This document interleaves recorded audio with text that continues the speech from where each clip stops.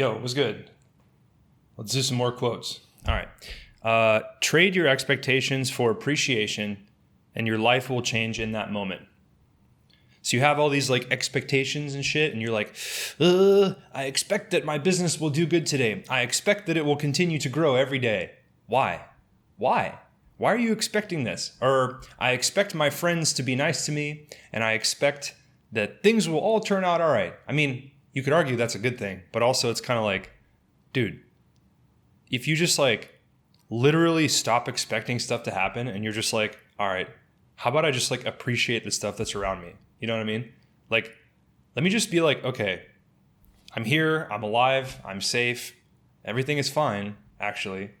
Things could be a hell of a lot worse. And like, why do I have all these expectations anyway? Like, why am I like, duh, my things all need to work out in the best way possible? It's like, well, how about you just don't expect anything? Or like on the other hand, it's like expecting the worst all the time. Like, of course this isn't going to work out. Of course I'm not going to be able to do anything that I set my mind to. Everything's conspiring for me to fail. It's like, why don't you just let go of that too, dude? Like, just literally just forget all the expectations.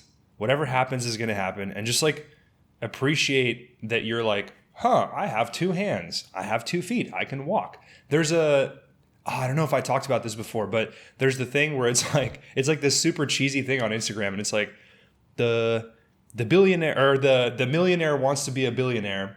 And the guy with a nice house and middle income with a nice house and a nice car wants to be a millionaire. And the guy that's like delivering pizza in a shitty car wants to have the nice car. And then a guy that's like riding a bike wants to have any car. And then the guy that's walking on the street just wishes he could have a bike. And then the guy that's like sick in the hospital just wishes that he could even walk because he's immobile, because he's dying. That's all bad, right? So it's like at every level you have these like things that you like desire, the things that you are reaching for. You're like if only this were the case, if only that were the case. Well, it's like at one point does that stop, right? Man, I just popped this nicotine thing in, and I'm just like zooted off this right now, so I'm ready to go.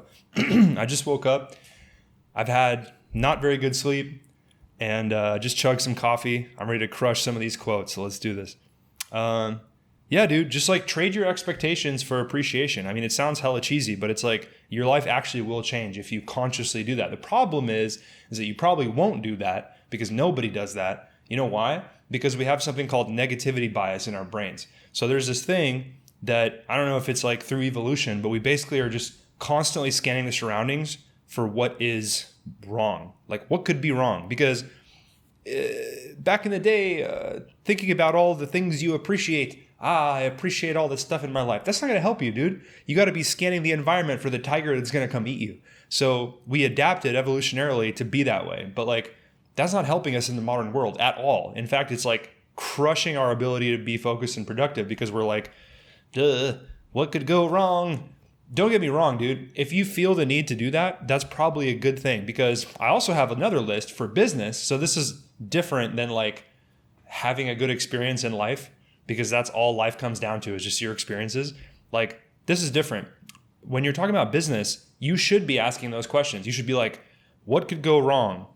What do I not know right now? There's a good book called Keith Cunningham, The Road Less Stupid, where he has a ton of these questions. You can just write them down. And when you can have he calls them thinking sessions. You can have your thinking sessions. You can sit there. You can be like, okay, what's wrong with my business? What's something that I don't know about my business or about my industry or about the world or the economy in general? What's something that could like another one is like, this isn't from that book, but like, imagine 1 year from now, I was talking to some dudes, they were like trying to do a startup and they were like, what advice would you give me? And I was like, why are you asking me, first of all? But second of all, I was like, okay, imagine 1 year from now, what is the most likely reason that your startup failed? Like go 1 year from now, your startup has failed. What is the most likely reason? And write that down and then write ways to mitigate that. And they were like, probably not getting any customers. I'm like, that's what you should be focusing on then. So basically, what was I talking about? Yeah, dude. Just like trade your expectations for appreciation, okay? By the way, if you haven't noticed, we're going through this huge 10-page tome that I've written. I don't know if it's actually 10 pages. I'm probably exaggerating. Yeah, dude. If you constantly like are like thinking of all the expectations that you have, I expect my partner to treat me well. I expect that I will do a good job tonight when I DJ. I expect that my kids will grow up and be successful. You're just going to be suffering constantly, like literally constantly. So compartmentalize your suffering into these blocks where you do thinking time, as Keith Cunningham calls it, where you're like, okay, you list all the questions you're going to ask, and then you just think about each one. You take like a pen and paper, or in my case, I just write like in a Starbucks or something on my laptop. And I'm like, okay, here's all the questions. I answer them and I instantly feel hella better. I just did this the other day, actually, at Starbucks. I was like, okay, what is the most likely reason my business will fail? And then I like, what can I do to mitigate that? I just made a big ass list. I sent them all to my project manager. Now she's working on all of them. And I'm like, okay, cool. I actually feel better now, right? It's like that easy, literally. So that's like thinking time. That's like you being prepared and objectively trying to figure out what the hell is wrong with your business or your life. But most of the time you don't need to be doing that. And the problem is that we all do this. We're always like in the back of our minds thinking like, oh, but this thing could go wrong. Man, I'm feeling zooted right now, dude. Meditative state. But yeah, dude, it'll help you live in a better state if you just have more appreciation and less of these expectations. All right, let's move on.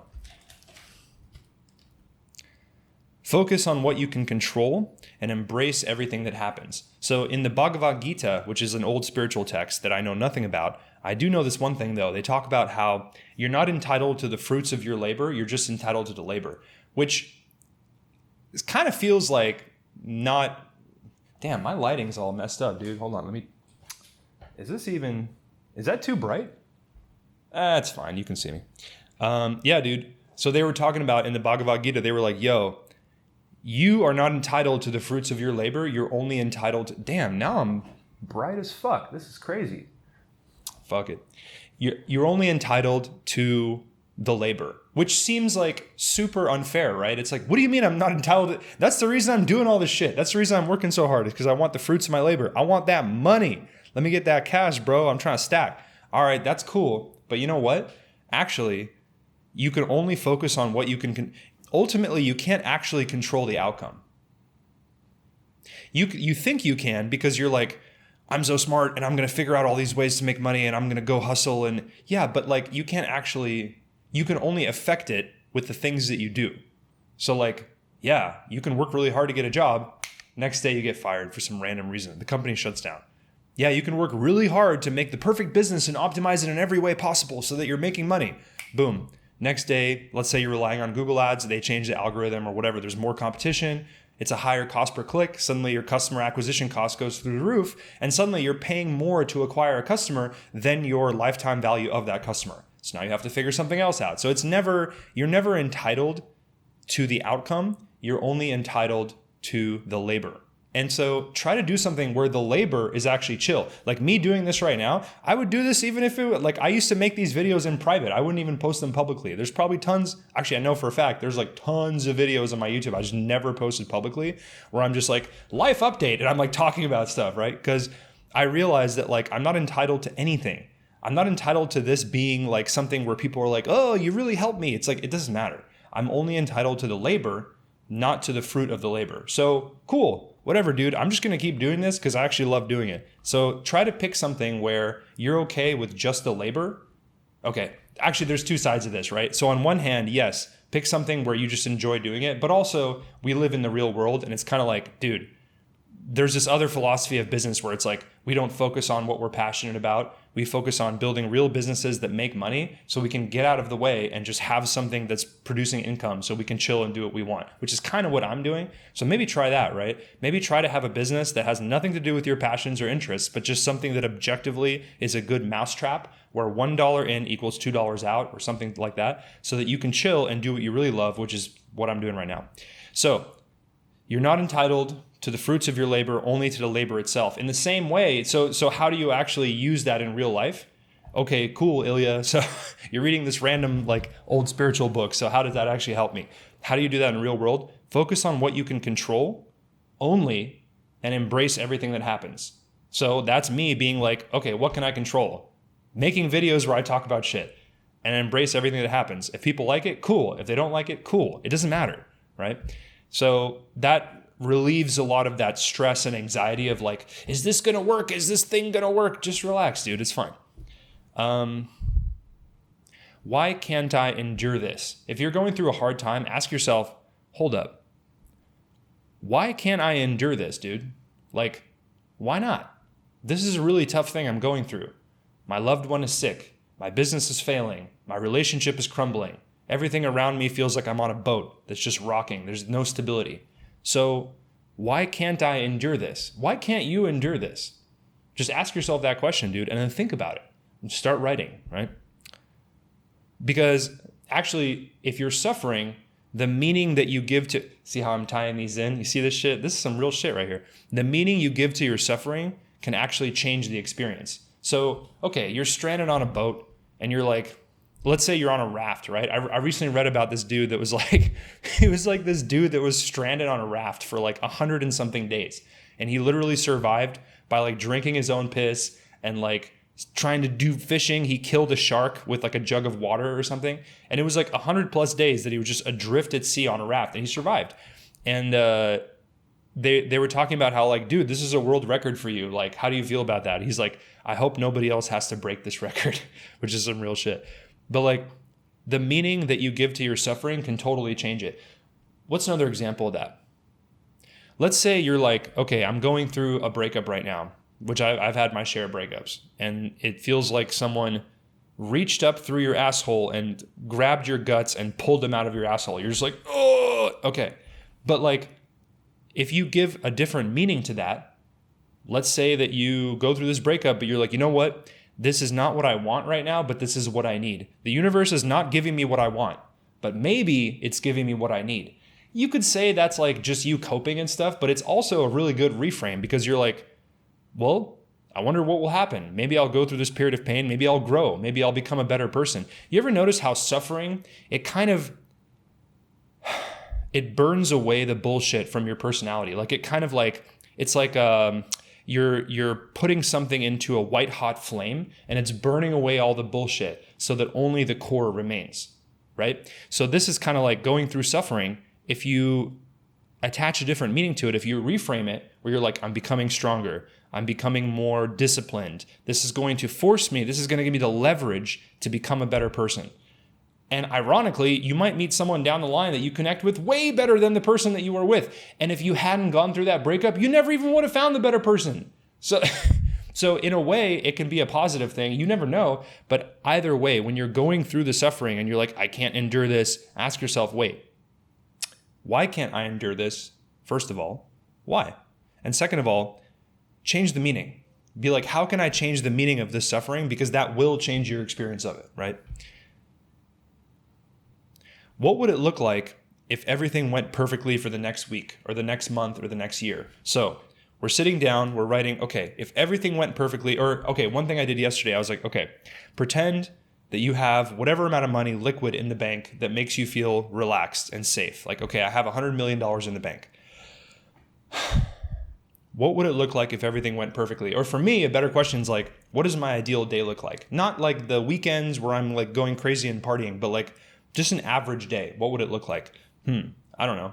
If you're interested, I can tell you. I have it written down somewhere. Basically, it's like wake up, go to the bathroom, make coffee, make my little protein slop thing that I do where I do like 2 scoops of protein and some frozen blueberries and some walnuts. And I put like fiber and creatine and all this shit in there. And I just mix it up. And the frozen blueberries kind of make it like a frozen froyo kind of dessert. And it's like 50 grams of protein and it's only like 200 something calories. It's like really good bolus of protein that you can just like dump into yourself every morning. Looks gross though, because it kind of looks like poop because I put the cocoa powder in it. Why am I saying this? Anyway, what would it look like? Okay, so the perfect day, right? So I eat my protein slop and then, yeah, dude, I'll just like basically get to work like what I'm doing now, right? So I just ate my protein, drank my coffee, just smashed some nicotine. Now I'm ready to get to work. So I do this. I work on my projects, the thing that I care about most, the thing that's most important. There's a good book called The One Thing by Gary Keller, who basically built like a real estate empire, Keller Williams. And he wrote this book that is a really long and verbose book that essentially boils down to one point, which is that like, you don't need to be productive all day. You ever see people in Starbucks and they're just like switching between a bunch of tabs? It's like, are they working on stuff that's like actually productive? Maybe, but we also do this like productivity theater where we're like, I'm going to go to Starbucks and get a macchiato supreme and I'm going to sit here and do all this shit. What did you actually do? Like Elon Musk's quote, what did you get done this week? This is a good reframe because it's like, maybe you can just focus on the one thing, like Gary Keller says, which is like literally focusing on the one thing that either eliminates a bunch of other decisions or makes every other decision easier. The one thing that actually would change your life if you just did that one thing, and you forget everything else and you work on your one thing for just like an hour a day or 2 hours a day or 4 hours a day. And over time, that compounds to where it's like the little stuff, like updating your business Facebook profile, all that stuff like hella doesn't matter unless you're doing Facebook ads, in which case it does. But the point is to just do the one thing you know you need to do. The one thing that you have the most resistance towards because it's something where you have to make a big decision or have a confrontation or you have to have something, the most uncomfortable thing that you need to do that would make the biggest progress. That's the one thing, and that's the thing you need to do. So anyway, I wake up, protein slop, I get zooted off nicotine, then I do my one thing for, I don't know, sometimes it's like an hour, sometimes it's 4 hours. And then, yeah, dude, I just will... probably eat lunch, hit the gym. And do you care about this? Does this even matter? It probably doesn't. But yeah, eat lunch, hit the gym, and then I have this like thing where gym is my keystone habit. So there's a book called Atomic Habits where it talks about, I think that's the book, where it talks about having or it might be The Power of Habit by Charles Duhigg. But either way, I'm probably messing this up.